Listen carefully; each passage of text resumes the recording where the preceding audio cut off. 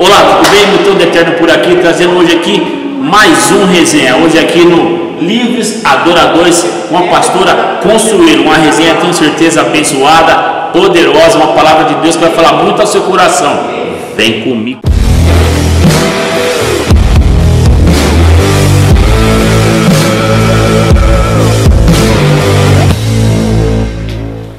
Hoje estamos aqui em um lugar que gera transformação de dentro para fora.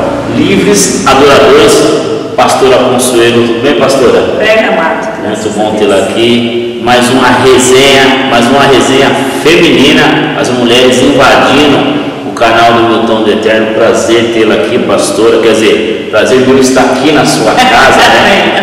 Eu estou na casa da pastora aqui.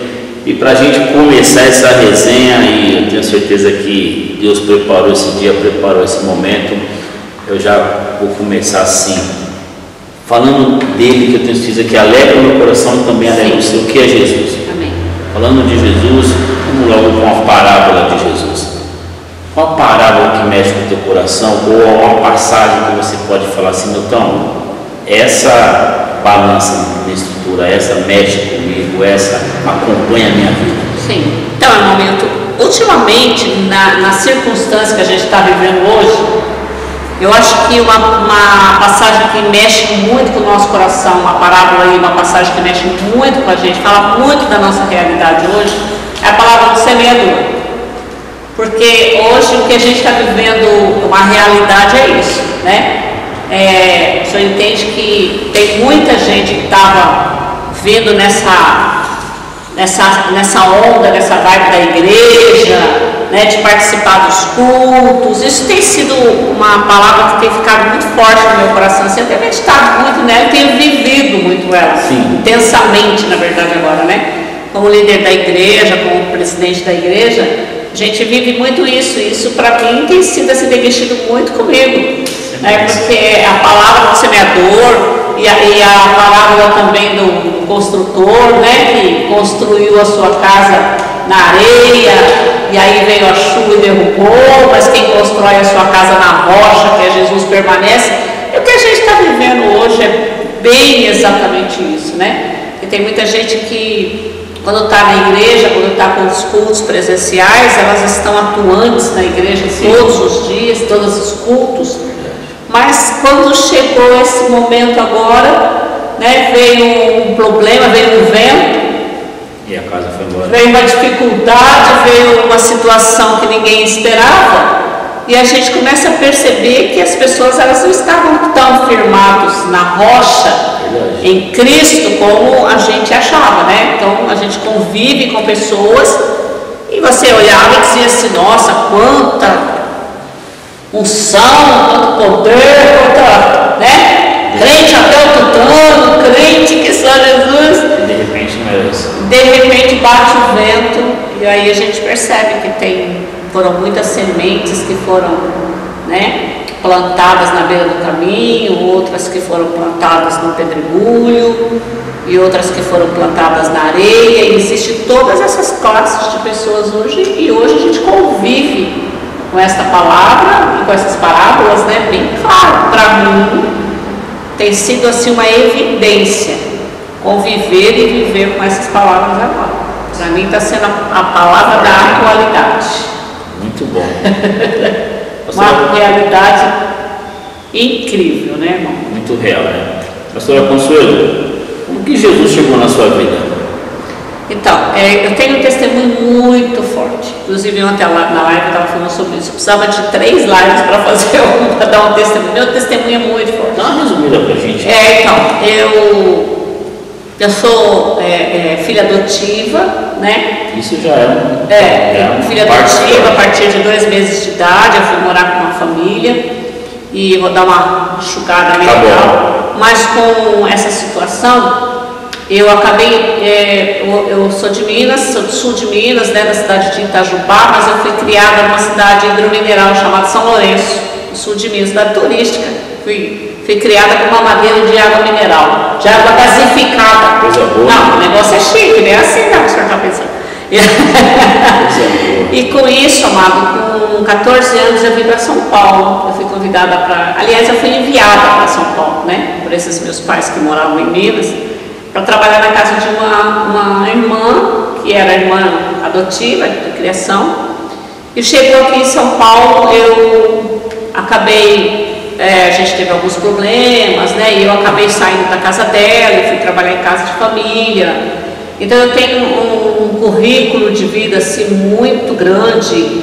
Eu vivi muitas dificuldades na minha vida, trabalhando nessas casas de família, e sofrendo muito. Eu já comi comida do lixo, eu era a cozinheira da casa, mas com a circunstância de não ter ninguém como proteção, uma família como proteção. Eu já comi muita comida do lixo. E com isso, eu trabalhando nessas casas, eu uma vez fui resgatada por uma irmã, também uma outra irmã que morava aqui em São Paulo, que era de criação dessa família, uma outra irmã que a gente considera, né, como, por conta dessa família que me criou. E aí ela me trouxe, me achou numa das casas de família e me levou para a casa dela. E morei com ela um tempo, fui trabalhar em loja, conheci uma pessoa, uma vizinha, me levou para trabalhar em loja. Fui trabalhando muitos anos com loja de móveis. Então eu conheci meu esposo, através de uma amiga lá dessa loja, conheci meu esposo.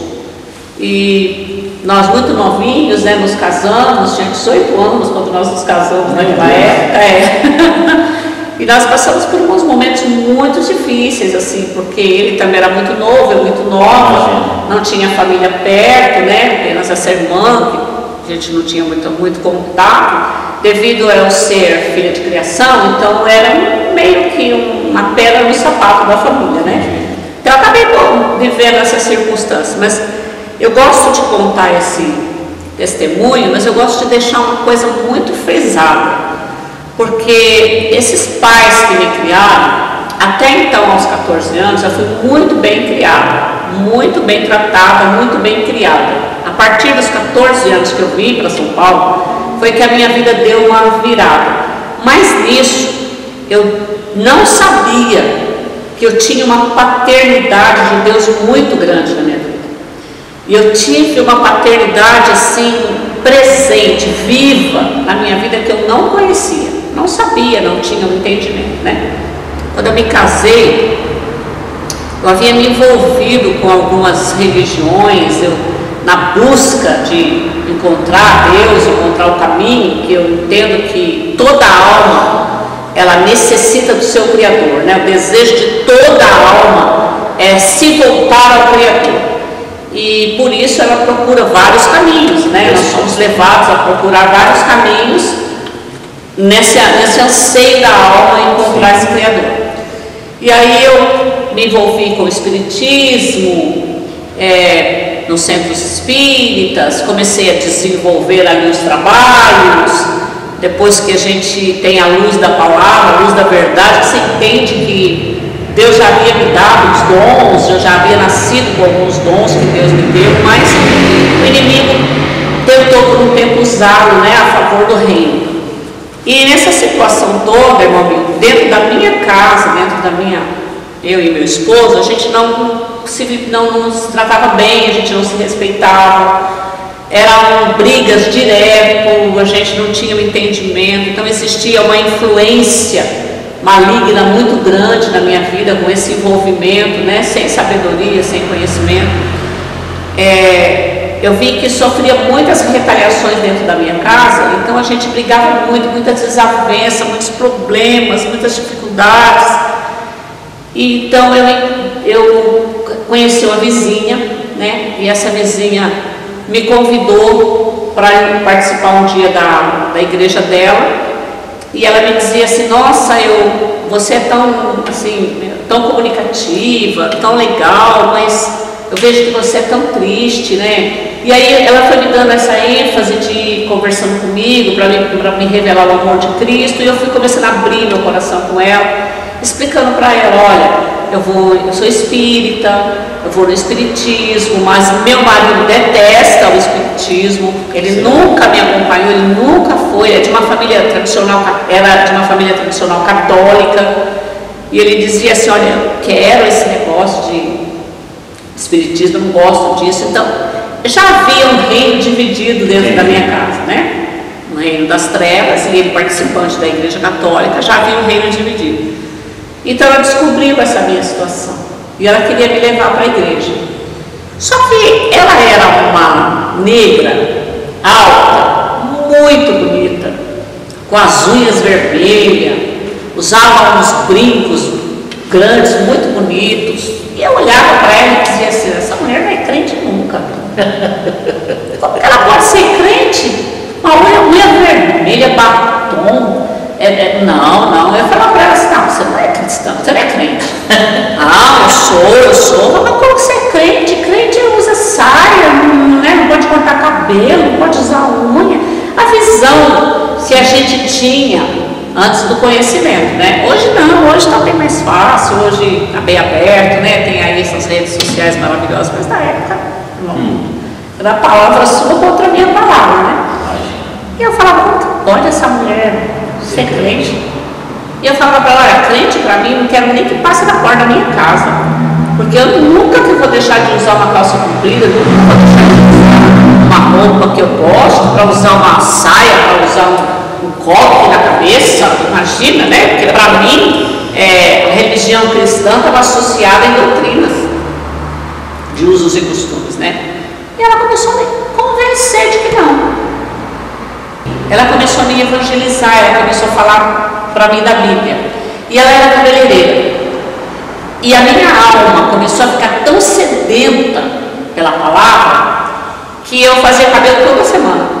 Eu fazia cabelo 2, 3 vezes por semana. Era só desejo de ouvir a palavra. Às vezes ela chegava lá e falava: mas eu não tenho mais o que fazer no seu cabelo. Lava, faz alguma coisa, mexe, sei lá, faz alguma coisa. Mas não era. Caramba. Né? A vaidade que estava assolando, era a alma que estava necessitando.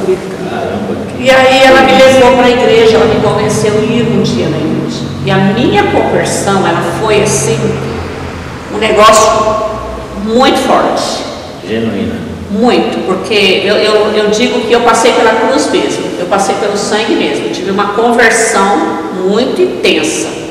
Eu fui para a igreja e no dia que eu fui pela primeira vez na igreja, eu estava vindo de uns rituais que estavam acontecendo no centro espírita onde eu frequentava, que eram uns rituais sequenciais assim. Então eu teria que fazer isso, mais aquilo. E só que eu ia lá no centro e estava indo na casa dela buscar a palavra. E quando ela me levou para a igreja, que eu fui, que eu cheguei, e que pela revelação do Espírito Santo, o pregador, ele começou a contar toda a minha vida, inclusive ele disse assim: ontem você teve fazendo um sacrifício, mas eu quero te falar hoje de um sacrifício que fizeram por você. E então ele começou a me falar aquilo, e aquilo entrou dentro de mim assim, e eu fiquei pasma, assim: meu Deus, o que esse homem está falando? Mas desceu sobre ele. Como alguém faz um sacrifício para mim? Só que não foi uma palavra humana, né? Hoje eu entendo que foi uma palavra do Espírito, porque ela entrou dentro de mim. E no final do culto, foi um evangelista, ele fez o apelo. E antes de eu me levantar, eu falei para Deus: se é verdade que o Senhor fez um sacrifício por mim, e o Senhor me ama, quero ficar livre de todo tipo de manifestação espiritual na minha vida. Não quero mais, eu não quero sentir mais nada. Porque acontecia um negócio comigo muito engraçado. Eu acho lindo, né, o trabalhar de Deus hoje, que quando Deus escolhe alguém, a palavra do Senhor diz que Ele nos escolheu no ventre da nossa mãe, né? Ele nos formou no ventre da nossa mãe, né? E eu não entendo mais, hoje eu tenho essa realidade na minha vida, essa verdade na minha vida. Ele não formou só os ossos, o meu espírito nele estava sendo formado no ventre da minha mãe. Porque eu ia para o espiritismo, mas eu odiava. Se é que podem acreditar que alguém frequenta um lugar, tem que gostar do que faz. Eu odiava. Eu acho que eu entendo que já pode ser com algo parecido com isso, eu consigo entender. Então o senhor entende. Eu odiava. Eu saía daquelas sessões, eu detestava aquilo. Eu não via que a hora de chegar em casa para mim tomar um banho, limpava aquele cheiro daquelas coisas. Eu odiava. Mas era de mim, eu não desrespeitava. Mas eu odiava, eu era aprisionada, porque a palavra era: se você sair daqui, eu mato você e sua família. Então eu era aprisionada. Não posso, morria de medo de sair, porque você não serve a uma religião onde você não ama por amor, você faz aquilo coagido ou pressionado pelo medo. E era o medo que me prendia ali. E então, quando eu fui para a igreja, eu fiz essa palavra, dei essa palavra para Deus. Eu olhei para cima e falei: se é verdade que o Senhor me quer, a partir de agora eu entrego a minha vida nas suas mãos. Mas eu não quero sentir um arrepio em mim, nunca mais. E eu vinha de uma sequência de participação ali há mais de 4 anos. Então eu já tinha uma patente, né, onde as pessoas me procuravam para consultar os espíritos, essas bobeiras todas. Enfim, eu fui para frente. E quando eu cheguei na frente, eu tive uma visão, irmão, muito grande. Eu via 2 correntes caindo dos 2 lados, assim. E como a gente não tem experiência com a vida da igreja, eu achava que todo mundo estava vendo. E eu olhava e estava todo mundo chorando, e todo mundo aplaudindo e gritando, e eu não entendia, porque eu olhava de um lado e as correntes estavam amontoando assim. E quando eu me dei por conta, eu estava dentro da igreja e algo muito forte assim tomou conta de mim e me deixou num estado assim maravilhoso de paz no coração, de paz no espírito, que eu saí daquela igreja totalmente transformada. Igreja Unida em Ermelino Matarazzo, minha igreja mãe, muito bem acolhida naquela igreja. E fui para minha casa, terminou o culto, fui para minha casa. Eu não dormi, porque algo tinha acontecido dentro de mim. Então o que eu fiz no outro dia de manhã? Sem mais, sem menos, eu peguei tudo que eu tinha, tudo que existia, tudo que se falava, até um giz que dissesse assim, faz parte dessa religião. Eu apanhei tudo e enfiei tudo dentro de um Fusca, sem sabedoria, joguei dentro do rio. Na verdade, não era para ter feito isso, que eu poluí o rio, mas eu peguei tudo aquilo. A ânsia de ficar livre, né? Matou os santos afogados. A ânsia de ficar livre, eu joguei tudo dentro do rio. E o que é incrível, que até hoje isso para mim é fantástico, é fora de série. Eu nunca mais vi e nem botei os meus olhos em cima de ninguém daquele lugar. 28 anos servindo a Jesus. 28 anos servindo. Como pastora, quanto tempo de pastorado? 12 anos. 12 anos. Tem, nesse período de 12 anos, assim, sofreu alguma rejeição, algum problema por ser pastora? Preconceito, algum tipo de problema por ser mulher? Esse tema é o tema da minha vida, né? Na realidade, é o tema da minha vida. Porque eu ando na contramão do sistema religioso. Eu fui chamada por Deus para andar na contramão de um sistema religioso. Eu tenho um esposo, meu marido... depois de 5 anos que eu estava na igreja, foi que ele se converteu. Eu caminhei 5 anos sozinha, né? Para converter minha casa, minha família. Eu fiz 5 anos sozinha, muita luta, muita garra, muita fé, muita oração. Eu orei 2 anos. Todas as segundas-feiras eu orava pela conversão do meu esposo. Durante 2 anos. Primeiro ano eu orei todas as segundas-feiras da minha vida, naquele ano, declarando que ele iria se converter em nome de Jesus. No segundo ano, eu orei o ano inteirinho declarando que ele já estava convertido em nome de Jesus. E quando foi no final do segundo ano, ele se converteu. Ele foi para um acampamento e se converteu lá. Então, assim, quero até deixar para você que é mulher, que não tem o seu esposo crente, que a palavra do Senhor diz que às vezes a gente ganha um esposo sem uma palavra. Eu nunca convidei ele para ir comigo na igreja durante todo esse tempo de oração. Mas a transformação e a mudança que aconteceu dentro da minha vida fez com que ele chegasse até a igreja, depois da oração, da fé, da declaração de fé, e ele se converteu para a glória de Deus. Então, tendo um esposo, eu sempre trabalhei muito na igreja, né?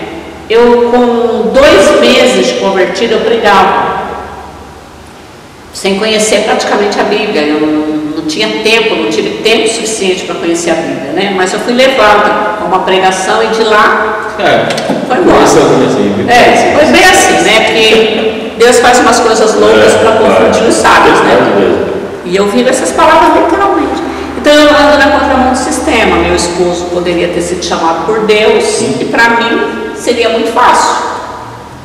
Mas eu convivi na Igreja Unida por muitos anos, fui muito bem cuidada ali pelo pastor Joiadas, meu mestre, meu pastor de conversão. Mas chegou um tempo em que eu precisei sair dali e Deus me levou para uma igreja Brasil para Cristo, Tabernáculo, né, Jacuí, onde eu tive também o meu segundo pastor, que foi também aquele pastor da faculdade. Eu falo que o pastor Joiadas foi o curso básico e depois eu tive o mestre da faculdade, onde eu passei por vários ministérios lá, trabalhei em todos os ministérios, trabalhamos 4 anos, 5 anos com casais, eu e meu esposo, e um dia o Senhor me deu uma ordem para sair de lá. E nós estávamos muito bem, meu esposo era diácono lá, e eu trabalhando com as irmãs, eu trabalhava no ministério chamado Ministério da Palavra, na convenção da Brasil para Cristo, que a esposa do pastor, a pastora Raquel, ela era presidente nacional, eu trabalhava com ela, na equipe dela, e a gente pregava nas Brasil para Cristo, e de repente o Senhor simplesmente chegou para mim e disse para mim: sai daqui. Meu Deus. Eu não conseguia sair de casa para ir para a igreja. Eu comecei a teimar com Deus, porque eu falava: não, Senhor, já saí de uma igreja, não vou sair de outra, isso para mim é terrível, sair de igreja para mim não é uma coisa confortável, eu acho que a gente cria raízes para dar fruto no lugar, então não é bom, e eu não aceitava isso. Deus falou para mim: sai daqui, teu negócio é comigo. E na terceira vez eu falei para ele: Deus, não, eu não vou sair. E quando eu disse para Deus: Senhor, não vou sair, eu estou bem aqui, eu estou te servindo aqui. Aí Deus me apertou, me levou para uma sala, quase um sinédrio. Eu me senti quase dentro de um sinédrio, assim. Porque houve uma situação na igreja que Deus, hoje eu entendo que Deus preparou. Eu entendi perfeitamente. Aí eu me levantei, meu esposo se levantou e a gente deu uma palavra: irmão, na verdade, o que está acontecendo aqui não tem nada a ver com a igreja. Tem a ver comigo. Deus já havia me dado uma palavra para sair daqui, eu não desejei sair daqui, eu teimei com Deus, eu desobedeci a Deus. O pastor me disse: filha, diante dessa sua palavra, eu não posso deixar de te abençoar, né? Porque ele tentou conversar com a gente na semana, mas aí eu tinha tomado uma decisão ali. Eu falei: não, preciso obedecer a Deus. Mas ir para onde? Fazer o que da sua vida quando você está trabalhando intensamente e Deus te pede o Isaac? Eu tinha o Isaac, eu tinha o ministério, estava frutificando, estava dando fruto, estava crescendo, estava se multiplicando, estava aparecendo, a ponto de chamar a atenção. O que você faz com o seu Isaac? Você sacrifica. Então eu entreguei meu Isaac para Deus naquele momento. Não posso, eu preciso ir para o concerto da vontade de Deus. E fui para minha casa, irmão. Fiquei dentro da minha casa. Meu esposo entendeu perfeitamente, porque ele também já sabia que Deus havia falado comigo, mas a gente não tinha uma direção para abrir igreja. Deus havia me dado apenas uma palavra: sai de lá, sai daqui, que o teu negócio é comigo. Essa foi a palavra que o Espírito me deu.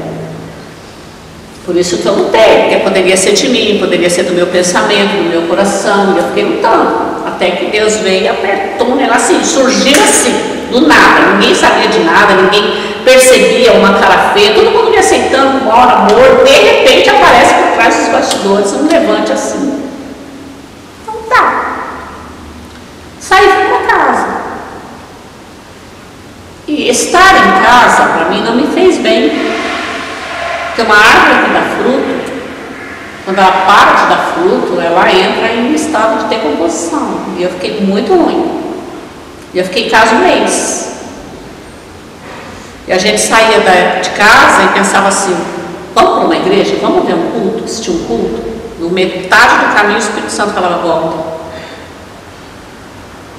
Gente do céu, a gente não pode nem ir para a igreja. Quando chegava na semana, ouvindo rádio, na época não tinha internet, ouvindo rádio, tem uma igreja tal, não, vamos lá. Nada. E aí um dia, era dia de Santa Ceia, na antiga igreja, eu falei para o meu marido, não aguento mais ficar dentro de casa. A gente precisa ir tomar Santa Ceia. Vamos se arrumar e vamos queimar, mas é Santa Ceia, Deus vai dirigir. E entramos numa Assembleia de Deus. Assembleia de Deus. Rígida, na época, né, com doutrinas muito rígidas. Cada um com a sua doutrina, cada um com o seu exigimento a respeito, até o dia de hoje. Com certeza. Mas quando eu entrei naquela igreja, eu estava de calça comprida, de brinco, sem as doutrinas da igreja. E quando eu entrei na igreja, o pastor dirigente da igreja, ele apontou e disse assim, irmã, esse casal que está entrando aí, irmã, Deus manda te dizer que você está teimando com ele. Aqui não é o seu lugar. Deus tem um povo para entregar na tua mão. Espere em Deus. E eu não tive perna nem para continuar entrar na igreja. Eu simplesmente voltei para trás. Pegamos o carro e viemos para casa, irmão. Sem uma palavra, ninguém falava nada, nem eu nem ele, porque a gente estava estarrecido assim. Fala muita coisa não. Sentamos e fomos assistir televisão, então com Santa Ceia. Sem palavra, mudos. No outro dia, Deus envia uma missionária chamada Dina, que ela é uma missionária que nós sustentamos ela na Índia. E ela estava aqui no Brasil e ela foi na minha casa. E ela foi levar uma palavra de Deus para mim e ela disse, se prepara. Porque Deus está te preparando para o chamado. O chamado é ficar sentado, né? Porque dentro de casa. Acho que Deus cansou de mim fazendo uma coisa. Ficar dentro de casa. E dentro de casa, começou a ir muitas pessoas me pedir oração em casa, bater no meu portão para pedir oração. Bater no meu portão para pedir oração. E entrava, eu orava, a pessoa ia embora, daqui a pouco vinha, trazia mais duas, eu orava. E de repente nós começamos a fazer uma campanha. Uma campanha na minha casa. Então já que estava indo tanta gente, vamos fazer uma campanha aqui. Vamos fazer uma campanha de uma semana, de 7 semanas, de 9 semanas, de 15 semanas, por 2 anos. Tivemos um culto durante 2 anos na minha casa. Quarta-feira, e esses cultos foram crescendo. Eu não sabia o que fazer com o culto. Porque eu não era ungida, pastor, eu não tinha um pastor, eu não era ungida, não tinha uma consagração, não era consagrada, eu não tinha uma congregação, e eu não sabia o que fazer com o povo. O povo ia lá, aceitava Jesus, só ia lá, aceitava Jesus, e ouvia a palavra. Quando foi um dia, o Espírito Santo de Deus falou comigo na madrugada, e ele me disse, sai da tua casa, que a tua casa é a tua casa, e procura o Senhor. Foi a segunda luta, né? Meu marido dizia, não, abrir igreja não, né? Porque o peso de um título pastoral, ele não é algo natural, ele é algo espiritual. É diferente de você cuidar de uma alma, ter uma responsabilidade como uma alma. Então você precisa de uma cobertura. Se você não tem um pastor, a sua cobertura tem que ser Deus. Se Deus não te chamar, você está sem cobertura. E aí foi difícil a gente atender. novamente, mas aí com temor, com medo. Não já na desobediência, mas com temor, com preocupação. Mas não dava para não obedecer, porque minha casa não se comportava. Nós precisamos abrir um departamento infantil na garagem da minha casa, porque o modelo de igreja eu tinha, porque eu já vinha há 13 anos convertida, não dá. Então, acho que 15 anos mais ou menos. Não, gente, já conhecia o modelo. Eles tomaram uma responsabilidade de ir para frente de uma igreja, mas a palavra foi muito forte. Então vá e procura um salão. E quando meu marido disse não, aí ele começou a resistir. E eu, obediente, né, ao meu esposo, eu sempre dito isso, né, que na minha casa, meu esposo é o cabeça da minha família, na igreja o cabeça é Cristo. Então me baseio nesse versículo. E aí a gente foi procurar um salão, porque eu estava entrando em depressão. Pela resistência dele, eu estava entrando em depressão. Aí um dia eu fiz uma proposta com Deus. Eu disse: Senhor, se de fato o Senhor tem um chamado para abrir uma igreja, então o Senhor vai falar no coração do meu marido, porque o Senhor deu uma palavra para mim, não deu para ele. Deus falou comigo na madrugada: sai e abre um salão, você vai abrir uma congregação. O Senhor disse assim: procura um salão, você vai abrir uma congregação. Ele falou para mim. Eu acordei e falei para mim: Deus falou com você alguma coisa de abrir igreja? Pelo amor de Deus, comigo não, você está doida, não. E isso não, pelo amor de Deus, isso não. Fazer um culto aqui, tudo bem, mas igreja é algo que eu não aceito. Bem. Então eu fiz um propósito. Eu disse: Deus, se de fato o Senhor tem um chamado na minha vida para abrir igreja, fala no coração dele que não deseja.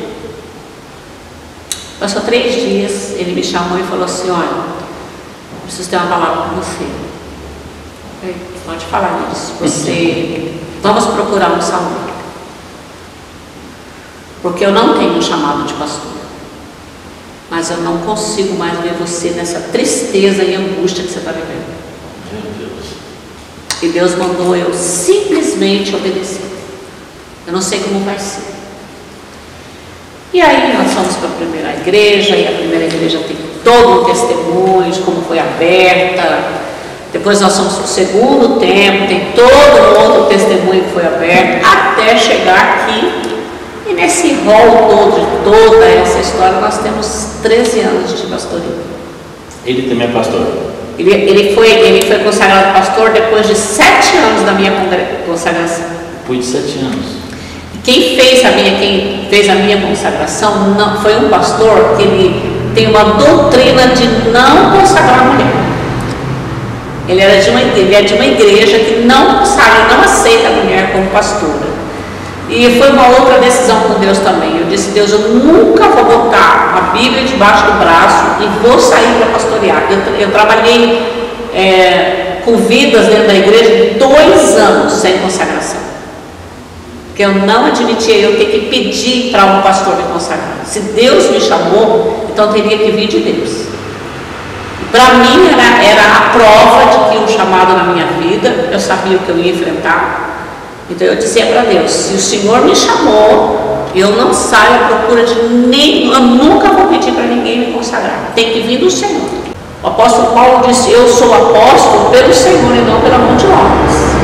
Eu fiz a mesma coisa. Se eu tiver que ser uma pastora, eu vou ser pastora pela tua mão e nunca pela mão de homens. Ela fala que minha esposa que era missionária urbana, ela fica brava, mas ela é missionária urbana, está fazendo a missão pela... E um dia eu estava na igreja, num culto de domingo. 10 minutos antes de começar o culto, parou um carro na minha porta, e um pastor amigo da primeira igreja, ele chegou lá no portão da igreja, mandou me chamar, e quando eu cheguei no carro ele estava passando muito mal. E a esposa dele falou: a gente não está vindo para cá, ele começou a passar mal, desde ontem ele não está muito bom. Eu falei: acho que ele vai me orar. Eu pedi o óleo, na época tinha aquele costume ainda, pedi o óleo para orar pelo enfermo, como diz a palavra, chama os presbíteros da igreja, unge com óleo, oração da fé pelo enfermo, pega o óleo, vamos orar. Quando eu cheguei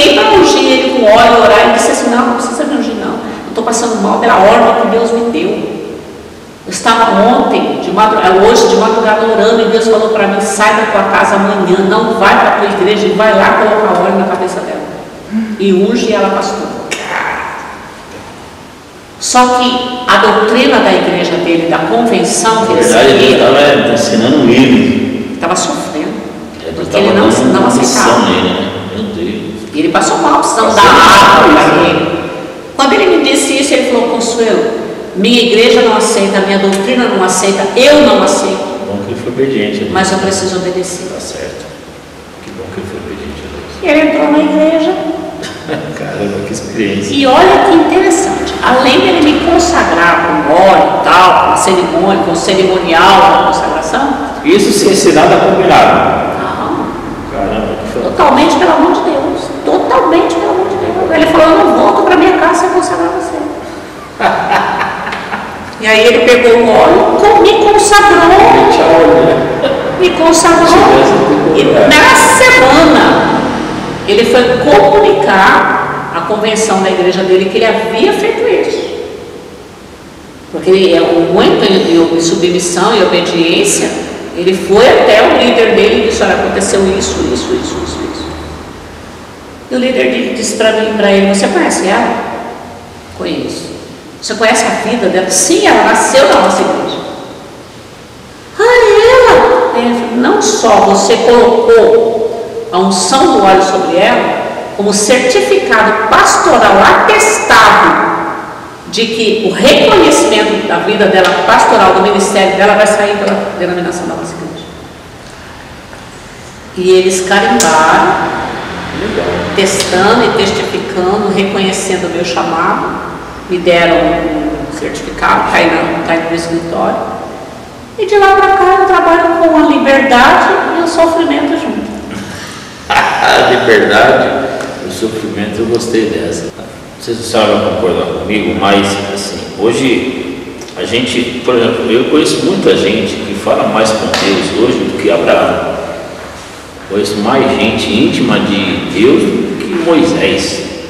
E às vezes, pastor, isso me preocupa, porque eu vou até dar um spoiler aqui para vocês que vão ver esse vídeo. Vocês vão sair na frente, vocês vão pegar um spoiler meu aqui, ou não, talvez vá voar antes dessa resenha que nós estamos gravando.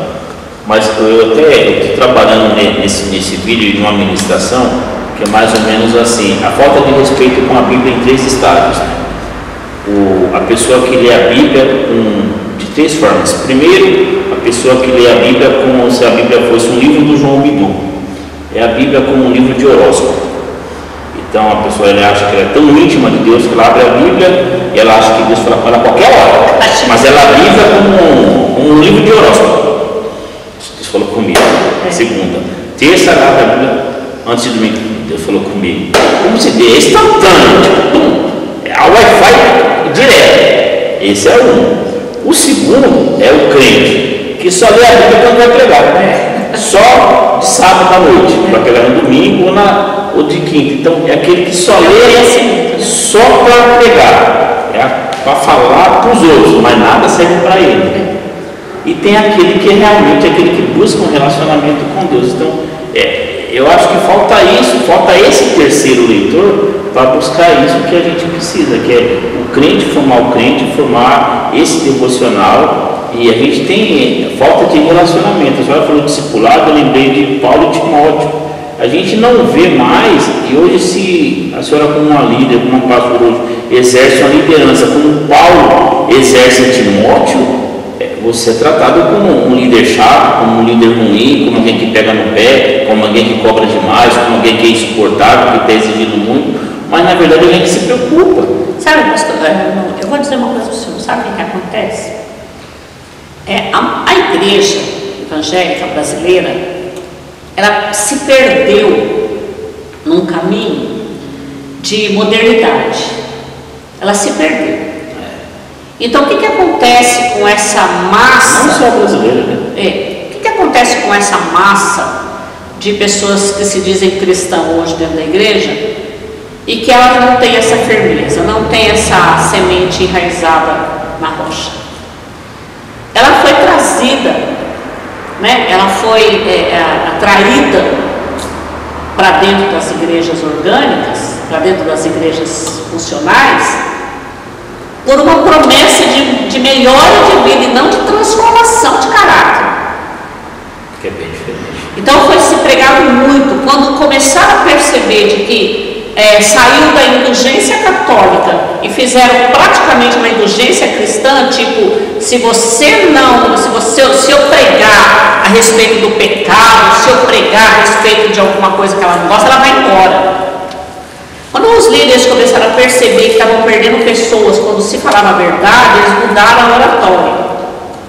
Então começaram a se pregar mais a bênção, a bênção, a bênção, né? A mudança de vida, de posicionamento, e as pessoas elas começaram a aderir a isso, porque isso satisfaz a sua carne, isso satisfaz os seus desejos.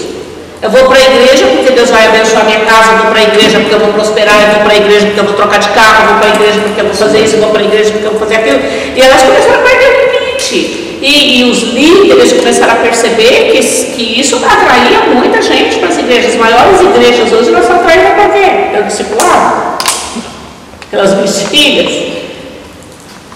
Então eu creio que a igreja se perdeu nesse caminho, onde o discipulado são os pilares verdadeiros da igreja. Então as pessoas não aprenderam a ler a Bíblia para mudar o seu caráter. Hoje nós temos muitas pessoas, né? Eu nunca gostei de me colocar como uma posição de juiz da igreja, né? Porque ainda não é tempo de julgamento. O tempo de julgamento vai ser lá na glória, na frente do tribunal, né? O tribunal de Cristo. A igreja será julgada no tribunal de Cristo. Então eu nunca gostei de me colocar nessa posição de julgador, de juiz da igreja, até porque só existe 5 ministérios, né? E nos 5 ministérios não tem ministério de juiz. O ministério de juiz é o 6º, que é o diabo, né? Que aponta, que julga, que acusa. E aí eu não quero para mim, não. Mas fazendo uma análise sobre a igreja, a verdade é que essa massa grande hoje, ela está voltada para esse desejo de consumo, de ser, de aparecer, de ter destaque, né? Sem que o verdadeiro evangelho, ele nos ensina o quê? Que o que quiser ser grande, que seja menor. E isso, vai pregar isso hoje na igreja, vai pregar hoje sobre inferno, vai pregar hoje sobre pecado, vai pregar sobre mudança de caráter dentro da igreja. Você tem 20 pessoas para ouvir sua pregação. Vai pregar sobre a bênção, a vitória, a chave. Você tem uma multidão. Então a igreja, eu enxergo que muitas igrejas se perderam nisso, essa massa, né, de igreja nossa, essa massa de igreja se perdeu nisso, na falta do discipulado. Mas agora eu vou entrar num ponto que agora eu acho que vai dar uma balançada no coração agora, que é num ponto mais íntimo, família agora. Eu queria que a senhora agora falasse pra gente quem é a pastora Consuelo, assim, em alguns tópicos. Quem é a pastora Consuelo mãe, a Consuelo mulher, a Consuelo esposa, já é vovó? Sim. Então vamos lá, vamos pro pai. Já viu que ela deu uma respirada, o olho já deu aquela lagrimeira, já quer saber para pegar mesmo. Porque assim, quando a gente tem uma encostada nessa parede, Olha, eu não falei, respira, porque agora chegou a hora, tem que chegar no momento de separar. Isso, né? agora falando de separar. Agora é a hora, vamos falar com eu me sinto uma mulher muito bem sucedida. Eu me sinto uma mulher muito bem sucedida. Hoje eu olho para Deus, eu louvo e glorifico a Deus pela família que eu tenho.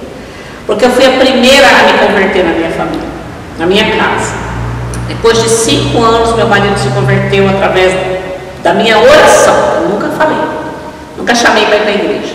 Depois eu levei o meu filho mais velho, né? Porque na época ele tinha 7 anos de idade quando eu me converti. E ele foi meio que arrastado para a igreja, né? Aquela criança meio que não quer, mas tinha que ir para a escola dominical, tinha que ir para a escolinha e não tive jeito. E hoje ele é um pastor. Hoje ele é pastor. Hoje ele é pastor. Fala o nome dele para a igreja. Pastor Eduardo, da Igreja Bola de Neve, Nação. Pastor Eduardo, um abraço, um beijo no seu coração. Bola de neve, tá? Nação. Bola de neve, nação. Pega aí que marca um encontro aí lá para botar um papo também. Vai ser um prazer. E eu tenho a minha nora, né, que ela é líder da banda, ela é ministra também no lá, ela tem DVDs gravados. Pode falar o nome. Melissa Glavina. Pode acompanhar ela lá no YouTube. Ela tem uma. Melissa Glavina. Melissa Glavina. Salvador Glavina. Melissa Salvador Glavina. Todos esses nomes, a igreja do pastor Eduardo, a esposa dele, né? Vamos estar tudo na descrição do vídeo. Antes disso, já vou dar uma olhada também, mas vai estar todo mundo lá. A gente vai colocar todo mundo na descrição, tranquilo. Pastor Eduardo Glavina, Melissa Salvador Glavina. Tenho as minhas 2 netas, né? Do meu filho, a Mirela Glavina, com 15 anos, já faz parte da banda dos teens da igreja, dos adolescentes. Tem a Luísa, que faz parte da coreografia da igreja. E tem o meu filho. Todos na Bola de Neve. Da Bola de Neve. E tem o meu filho Renan, que é o caçula, que foi o meu auxiliar, que me auxiliou a levantar essa igreja. Está aqui com a senhora? Não, hoje ele está com esse meu filho mais velho. Na Bola de Neve. Hoje é meu filho mais velho. Ele teve um tempo comigo, edificou a igreja, formou praticamente a igreja, formou a banda, deixou um legado aqui. Mas quando ele começou a namorar com a minha nora, e aí então a juventude deles, né, o desejo deles, sim, ele com muito desejo chegou e me pediu, né, a bênção para ir para lá, e para mim era reino, vai na paz, é assim mesmo. Foi construir uma família, foi construir um ministério, e está hoje servindo a Jesus com o meu Você já resumiu aí só nessa conversa aí, está construindo mãe, mulher, pastora, sogra, tudo. Esposa, tudo aí. Então hoje tem eu e meu esposo aqui, tem meu filho Renan, minha nora Raíssa e minha neta Helena lá, e tenho o meu filho Eduardo com minha nora Melissa e as filhas servindo o Senhor na Bola de Neve. Hoje só tem eu e meu esposo aqui e os sobrinhos que estão aqui comigo, que é sobrinho da parte dele, que estão aqui comigo, ministrando a palavra. E como esposa, irmão, eu acho que teria que ser ele, né? Mas nós temos 44 anos de casado. 44 anos que tem, você que luta para me aguentar. Estamos longe, até lá. Está comigo, me auxilia, me ajuda, é minha coluna, é meu braço, me ampara. E está comigo em tudo, me abençoa muito. Não seria pastora, não teria um chamado e não dirigiria uma igreja se ele não estivesse comigo. Isso é bom. É meu braço forte. Mas fundamental, né? Graças a Deus. Pastor Ademir. Deixa eu mensagem que ele vai ver esse vídeo. Meu amor. Então, você faz parte de tudo isso, faz parte da minha história, faz parte do meu ministério. Eu costumo dizer para ele que aqui ele não tem cargo. O cargo dele é pastor junto comigo, né? É um aqui, outro aqui, Cristo acima de todas as coisas. Pastor Ademir, né? Se o senhor ver esse vídeo, se eu não deixar um comentário depois disso daqui, acho que vai dar ruim pro senhor depois. Deixa pelo menos o coraçãozinho lá no comentário, né? E ele é o oposto, meu irmão. Tudo que eu falei até agora, se for somar as palavras não vai ter números, ele é totalmente ao contrário. Calado, quietinho, tranquilo. Eu também sou assim, falo. Ele é meu equilíbrio. É que toda casa tem um equilíbrio, né, irmã? Toda casa tem um equilíbrio, né? Ele é meu equilíbrio lá. Meus filhos dizem que ele é meu freio. Ele é literalmente meu freio. Eu lá em casa, eu sou o freio da casa. Se não é eu, em casa eu sou freio. Só que não. Lá em casa eu sou os dois freios, o freio e o freio de mão. Sim. Eu sou os dois freios, porque se não é eu. Então não é o que parece, né, irmão? Não, mas a gente parece ele é cristão, não era muito bom assim se eu ficar falando esse tipo de história, né? Porque não dá pra parecer. Mas enfim, a gente abafa o caso, né? A Camila corta todas essas palavras, tá vendo, né? Para a gente fechar, estamos quase fechando já. Como que a senhora vê essa questão que muitos dentro vou falar assim, das igrejas têm um certo problema ainda, infelizmente, mas parece que está diminuindo hoje, até pela situação do país, ainda vejo com muita demagogia, com muita hipocrisia, mas está mudando. Fala da questão social. A questão social fora assim, sem demagogia alguma. A gente vê igrejas hoje muito ricas, e tem mesmo. A gente vê muita, como pode ser, muita pompa, vamos falar assim, muita riqueza, mas a gente também vê muita miséria, a gente vê muita tristeza, né? Eu falo como um ativista social que eu sou. A gente vê igrejas fechadas, às vezes, do lado de uma comunidade. No dia do culto, a gente vê vários carros, muitos carros parados no estacionamento dessa igreja, e aí acaba o culto, todo mundo vai embora, e aquela igreja a semana toda fechada. E aquelas crianças daquela comunidade, elas não têm uma creche, elas não têm nada. O poder público no nosso país realmente é muito precário, a gente sabe disso. E a gente não tem, pouquíssimas igrejas têm um ativismo social, um trabalho social voltado para isso, né? Algumas igrejas hoje têm isso, graças a Deus isso está mudando, mas a gente ainda tem esse problema, né? Parece que é uma pedra no sapato do crente brasileiro, o trabalho social, pastor. Por que isso? Bom, Milton, deixa eu te fazer uma pergunta assim, vou te pegar numa pergunta forte. Eita, eu gosto assim. Qual é o propósito da igreja? Para que Cristo levantou uma igreja na terra? Qual é o propósito principal da igreja? A gente precisa entender isso, né? Porque a igreja, se ela é muito cobrada na questão social, muito cobrada, principalmente quando vem do coração de ativismo, do ativista social, né? O posicionamento é outro. Qual é o fundamento da igreja? Qual é o papel principal da igreja? A sua opinião? Quando eu entendo que os 2 mandamentos, o primeiro é amar a Deus acima de todas as coisas, na verdade não são 2 mandamentos, né? É um só, né? Os mandamentos são os 10, os judeus fez 613, mas o que Jesus na verdade diz é que não é que são 2. Jesus explica o seguinte, é que a tradução é errada. Jesus fala, se você cumprir os 2 primeiros, se você cumpre os 2 primeiros, automaticamente você vai cumprir todos os outros, porque você entende todo o resto. Então, se eu amo a Deus acima de todas as coisas, e eu entendo isso verdadeiramente, como a senhora falou, convertido de verdade, e eu amo ao próximo como a mim mesmo, eu sou convertido de verdade. Então, eu vou amparar o órfão e a viúva, como Jesus manda. Sim. Então, eu tenho um trabalho do céu, eu entendo que aí a salvação, e é o ponto que aí eu vejo que a igreja evangélica, e aí a brasileira trabalha muito isso, e aí a senhora pode concordar ou não, mas aí é onde o sistema trabalha. Quando eu cheguei na igreja evangélica, no processo de conversão, eu cheguei ansioso para ajudar. Primeiro porque eu me converti num processo muito doloroso, mas não vou falar aqui que nem a receita do mês, mas eu queria fazer algo na igreja. Aí eu fui travado porque falaram para mim assim, não, você não pode fazer isso, você tem que se preocupar com a sua alma, com a sua salvação. Eu falei, beleza, então, eu não posso fazer nada por ninguém, não pode ajudar ninguém, tem que se preocupar com a sua alma. Eu falei, tá bom, então eu vou ler a Bíblia. Sim. Só que quando eu li a Bíblia, eu vi que não era bem assim. Começava a ler, comecei a ler de Mateus. Quando eu comecei a ler Mateus, você pega Mateus do 5 ao 8, então com um bom leitor, Mateus do 5 ao 8 já cria um certo incômodo. Aí as pessoas falam que é no Novo Testamento. Aí eu vou para o Velho Testamento, e tem versículos em Isaías, e tem versículos em Ezequiel, e aí eu vou pegar as leis de Deus e falar, pô, Deus já se preocupava com o pobre, quando ele mandava você deixar um pouco da sua colheita para que ele não tinha colheita. Eu concordo e entendo. Então tem a questão social. Sim, eu concordo e entendo tudo isso sobre dentro da palavra. A única coisa que eu penso, que é uma opinião minha, é que a igreja evangélica, né, a qual a gente trabalha, ela é muito cobrada nisso, sendo que o princípio, o primórdio da igreja lá em Atos dos Apóstolos, quando Jesus, quando ele manda os discípulos ir de pregar o evangelho, né, e quando eles começam a pregar o evangelho ali em Jerusalém, e que eles se encontram, e que eles se reúnem no pátio no pátio do templo, e eles pregam a palavra, ensinam a palavra e dividem o pão.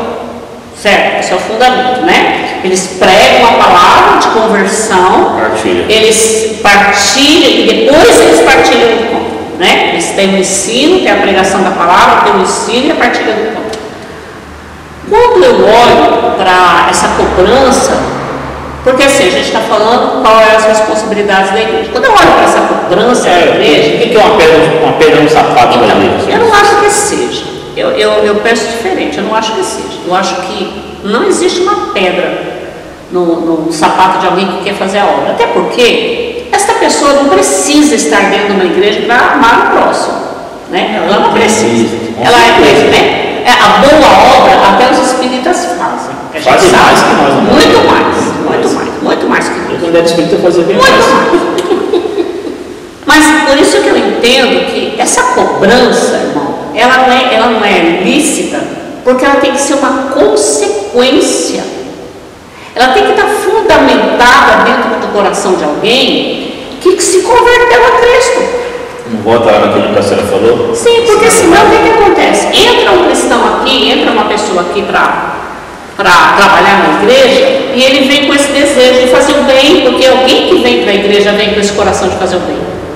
Ele vem com o coração de querer fazer o bem. Ele está querendo mudar de vida, ele está querendo ser uma outra pessoa, ele está querendo abandonar os pensamentos e os sentimentos ruins do coração dele. Sim. Ele vem para a igreja porque ele está desejoso de ser transformado. Então, quando ele entra aqui, a primeira coisa que ele pensa é assim: eu preciso ajudar alguém, eu preciso abençoar outras pessoas, eu preciso ser diferente, eu preciso mostrar amor, eu preciso manifestar amor.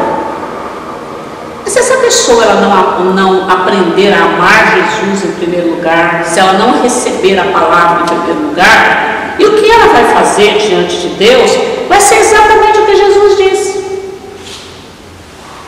No meu nome, Senhor, no teu nome eu fiz a obra, no teu nome eu dei comida para os pobres, no teu nome eu distribuí ajuda, no teu nome eu socorri os necessitados, em teu nome eu repreendi os demônios, em teu nome eu curei os enfermos. E Jesus vai dizer para ele: aparta de mim, eu não te conheço. Por que Jesus dá essa palavra, aparta de mim, eu não te conheço? Porque antes de você fazer e antes de você realizar, você tem que ser. Então o problema está na instituição. Está na instituição, no ensinamento. Também, né? Quando eu falo igreja, eu instituição. Sim, o ensinamento, irmão. O ensinamento, então, a culpa não são das pessoas, é do ensinamento da palavra. Ela tem que chegar na igreja, ela tem que conhecer a Bíblia, ela tem que conhecer Jesus, ela tem que se converter, ela tem que se batizar, ela tem que amar a Deus sobre todas as coisas, porque aí então ela vai fazer a parte. Por exemplo, do processo missionário, que todo missionário, antes de ir para fora do Brasil, porque não faz um estágio de um ano no Nordeste, não faz um estágio de um ano nas favelas do Rio, nas periferias de São Paulo, poderia, como igreja, fazer muito mais, porque eu tive um passo de ter chegado na igreja e ter largado tudo e caído, voltado, colocado mais o pé na igreja. Pode te contar, né? Eu fui bem discipulado, graças a Deus. Aqui, pouco tempo que eu te conheço, eu tinha certeza disso. Eu tenho um chamado característico de cura de alma. Eu tenho absoluta certeza que o Senhor quase abandonou Jesus. No começo, quase. Claro. A sua expectativa era outra. Sim. Quando o Senhor veio para a igreja, a sua expectativa era outra. E o Senhor teve confrontos. O Senhor foi confrontado. E no momento do seu confronto, você queria ir embora. Mas aí Jesus tinha um propósito, assim: não, cara, eu vou te pegar pelo pé. Porque primeiro você vai ter que aprender princípios. Pegou pro calcanhar. E o princípio de tudo na tua vida. Se não existir conversão, meu irmão, não existe amor ao próximo. Não, sem conversão. Então, para mim, a primeira obrigação da instituição igreja é discipular e converter, salvar a alma. Para mim, o princípio de tudo é o discipulado para a salvação da alma, que foi o sacrifício de Jesus na cruz. Estamos chegando aí próximo da Páscoa, né? E a gente olha para a cruz e eu penso assim: Jesus não morreu na cruz e não verteu o sangue para dar alimento para os pobres. Ele morreu na cruz, derramou o sangue para salvar a alma. E uma alma salva abençoa os pobres. Tanto que Jesus disse, né? Os pobres vocês terão sempre com vocês, e a mim sempre terão. Ou seja, primeiro o conhecimento, a intimidade, a conversão, a mudança de vida, a salvação e então a ação social. Sim. Só o convertido faz ação. Só o convertido faz ação social. Só o louco de verdade faz o que a gente faz. Se for louco por Jesus, não faz. Você tem que ser doido por Jesus para fazer algumas coisas.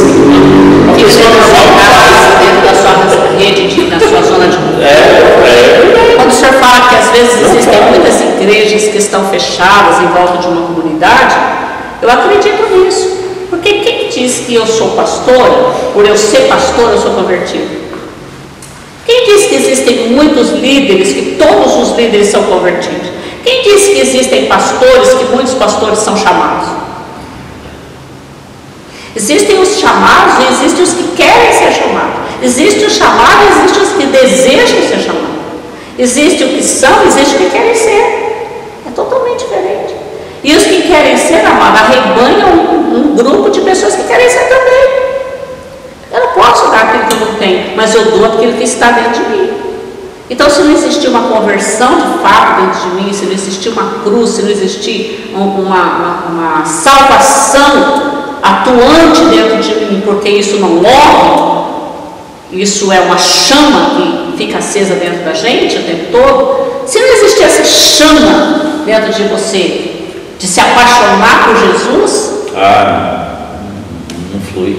Quantos clubes sociais nós temos abertos hoje com denominações em igreja? Centenas de milhares. Né? Infelizmente, quem vai fazer esse julgamento é Cristo. Infelizmente não, felizmente quem vai fazer esse julgamento é Cristo. Mas se você olhar o mundo, se você pode dar uma palavra, existem muitos. Então, queridos, essa massa de pessoas que a gente vê com defeito, distorcida, com caráter retorcido dentro das igrejas, pessoas com meninice, sabe? Sem maturidade, pessoas que não compreendem a palavra, que não amam o próximo, que não têm paixão por Jesus, que tem todos esses defeitos, que vivem dentro de uma igreja com mimimi, que são dodóizinhos, que não são capazes de ter no lombo as cicatrizes, como diz o apóstolo Paulo, né? Eu tenho, não me aceite porque eu tenho as marcas de Cristo, né? Não me vem para cima de mim porque eu tenho as marcas de Cristo. Quem não está disposto a ter a marca de Cristo mesmo, a viver pelo Evangelho mesmo, não recebeu uma conversão, não passou por uma cruz, não recebeu um discipulado. Então essas pessoas, para mim, a nova igreja, para encerrar, o que eu espero da igreja é que os líderes se responsabilizam a ponto de salvar os que estão dentro da igreja. Porque se nós salvarmos os que estão dentro da igreja, tanto de pessoas que estão no mundo serão salvas. Eu acredito num avivamento. Eu acredito num avivamento no Brasil. Eu acredito que o Brasil será celeiro de um avivamento. Eu acredito. De uma manifestação muito poderosa do Espírito Santo para os últimos dias. Porém, precisa começar dentro da igreja. Então, essa foi a resenha da pastora Consuelo, mulher de Deus. Espero que você tenha gostado. Tenho certeza que você gostou. Deixa o seu like, tá bom? Compartilhe esse vídeo com quem você gosta e também com quem você não gosta. Deixa eu te fazer um pedido que é muito importante. Você que me acompanha na rede social, você que não é inscrito no canal, mas que vê o vídeo. Se você assiste o vídeo, legal, eu fico muito feliz. Mas tem um botãozinho aí escrito inscreva-se. E se inscreva no canal também, porque você vai me ajudar. Muita gente assiste os vídeos, mas não se inscreve. Então, inscreva no canal, deixa o seu like, comenta, deixa o seu comentário, que é muito importante a sua opinião, o que você achou, se você gostou, se você não gostou. Siga-nos nas redes sociais, nosso Instagram, no Tom do Eterno, todas as redes sociais da pastora Consuelo, do filho dela, pastor Eduardo, tudo que ela comentou aqui com a gente vai estar na descrição desse vídeo. Nós vamos colocar todas as redes sociais dela e também do filho dela, que é pastor na Bola de Neve. A gente vai colocar aqui na descrição desse vídeo. Então, siga-nos nas nossas redes sociais, no Instagram, de segunda a sexta, a partir das 22h30, nós estamos fazendo 150 lives para 150 salmos. Então, acompanhe essas lives de salmo. Acredito que quando esse vídeo for ao ar, nós vamos estar lá depois do Salmo 119, do Salmo 125 e o Salmo 130. Então, dá tempo ainda de você nos acompanhar. Tem uma novidade para você. Meu Tom do Eterno agora está na Rádio Missão Despertar. O meu programa é aos sábados, das 17 às 18 horas. Baixe o aplicativo da Rádio Missão Despertar pela Play Store e pela Apple Store. É totalmente gratuito. Escute meu programa Nos Caminhos do Eterno. Estamos com audiência na África, nos Estados Unidos, já chegamos na Europa e diversos lugares do Brasil. Então, beijo no seu coração, se inscreva no canal. antes de acabar, o pastor Consuelo vai trazer uma pequena e breve mensagem ao seu coração. Quero agradecer a Deus pela oportunidade de estar aqui nessa resenha com o Milton do Eterno. Foi um prazer muito grande poder falar um pouquinho de mim, um pouquinho do meu ministério, um pouquinho do meu desenvolvimento pastoral. E quero deixar para você aqui as minhas redes sociais: Pastora Consuelo no Instagram, Pastora Consuelo no Facebook e Livres Adoradores, tanto no Facebook como no Instagram. Segue a gente lá, que vai ser um prazer ministrar alguma palavra para você e responder alguma pergunta ou alguma dúvida que você tiver. E eu quero encerrar essa resenha deixando apenas uma meditação no teu coração, que está aqui em Mateus 13, para esse tempo que estamos vivendo. Jesus disse: naquele mesmo dia, Jesus saiu de casa, sentou-se à beira-mar e reuniu-se ao redor uma multidão tão grande que por isso ele entrou num barco e assentou-se ao povo, e o povo reuniu na praia. E Jesus falou muitas coisas de parábola, dizendo: o semeador saiu a semear, e enquanto lançava a semente, parte dela caiu na beira do caminho, e as aves vieram e comeram. Parte dela caiu no terreno pedregoso, onde não havia terra, e logo brotou, porque a terra não era profunda. Mas quando saiu o sol, as plantas se queimaram e secaram, porque não tinha raiz. Outra parte caiu em espinhos, que cresceram e sufocaram as plantas. E outra ainda caiu numa boa terra, que deu uma boa colheita a 100, 60 e 30 por um. Quero que você medite nessa palavra e compreenda e entenda aonde você recebeu a boa palavra, a boa semente de Cristo, e qual desses semeadores você está engajado. Até porque, meu irmão, minha irmã, nós estamos vivendo um momento de refletir sobre a nossa vida cristã, sobre a nossa conversão, principalmente sobre a nossa salvação. Jesus está às portas e vem buscar uma igreja salva, uma noiva. Eu queria deixar isso para você. Será que o vento bateu e essa semente foi levada pelo vento? Será que o vento, sufocou essa semente e ela não existe mais? Ou será que essa semente que foi plantada no teu coração foi plantada numa rocha e você permanece firme com Jesus? É um tempo de reflexão. Reflita aonde você recebeu a boa semente e que você tenha uma ação de Deus, do Espírito Santo de Deus na sua vida, e te faça compreender que o tempo é do fim. Deus abençoe você em nome do Senhor.